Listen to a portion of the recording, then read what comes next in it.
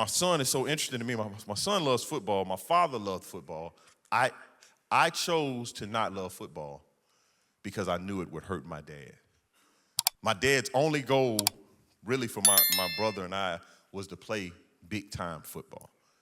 And I knew at age of 8, the contentiousness that was happening in our house. My father was very abusive, physically and verbally.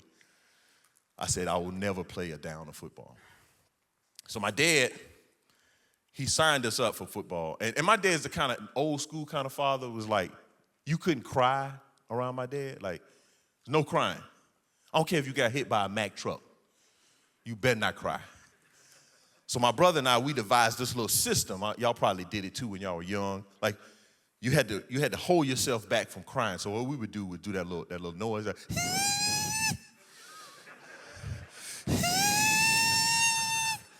it presses the tear, and you got to move your head back so that the tears can fall back into your head.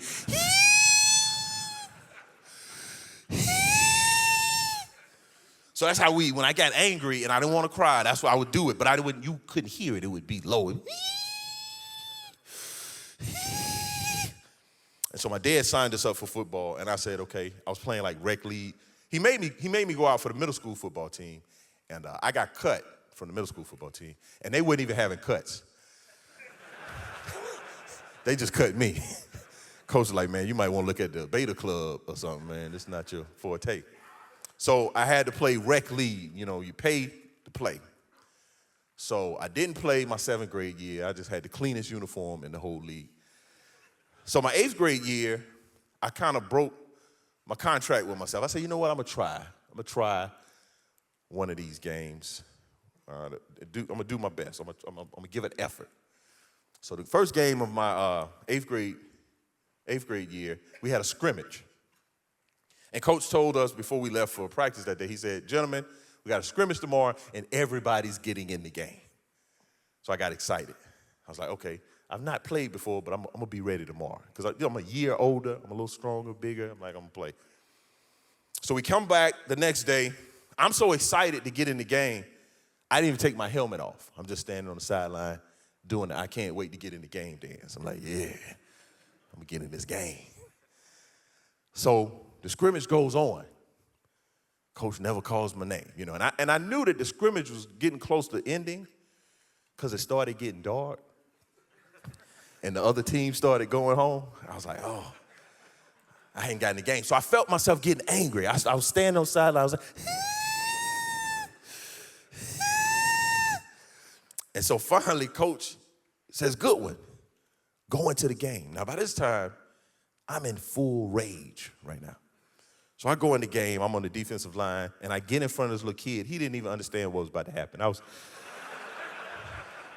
was rocking on the balls on my feet. I was like,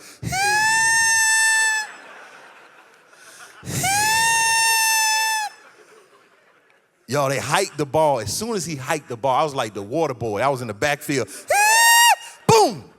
I sacked the quarterback, jumped back up, got in the line of scrimmage, did the same thing.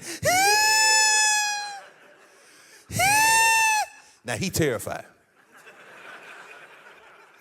So they called another play. I'm in the backfield again. Boom! 2 plays, 2 sacks. So this time I go back. Now I'm moving side to side.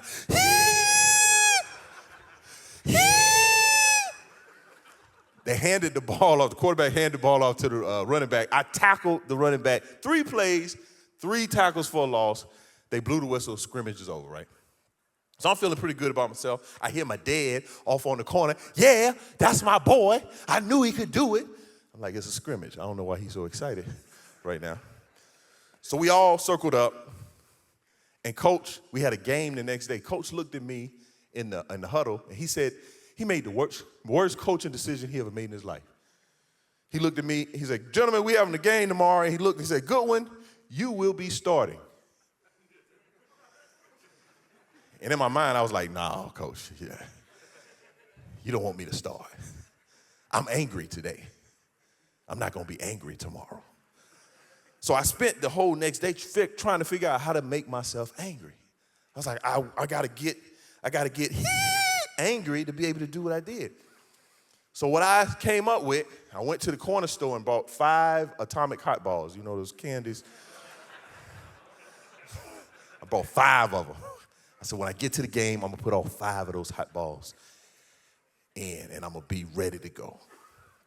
Got to the game, put the hot balls in. Went in the first play of the game, this little boy hit me so hard, I swallowed all 5 of the hot balls.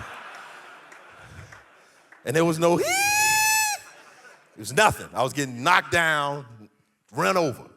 So I'm telling myself, hey, man, I got to make a play. I got to make a play. I'm out here, I got to make a play.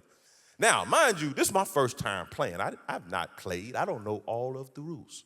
But I noticed that whenever we stopped them, and the 4th time we stopped them, they would kick the ball to us. And every time they kicked the ball to us, there was nobody going to get the guy that was kicking the ball.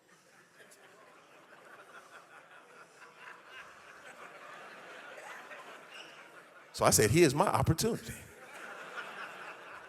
So we had this crucial drive where we were up, the score was 14-7. No, 13-7. And we stopped them. And I said, okay, I'm going to end this game for all of us. So they went back to punt, and I'm sitting on the line. As soon as they hiked the ball, I'm in a full-out sprint towards the punter. I leaped into the guy. Boom! I hit the punter so hard, I saw stars.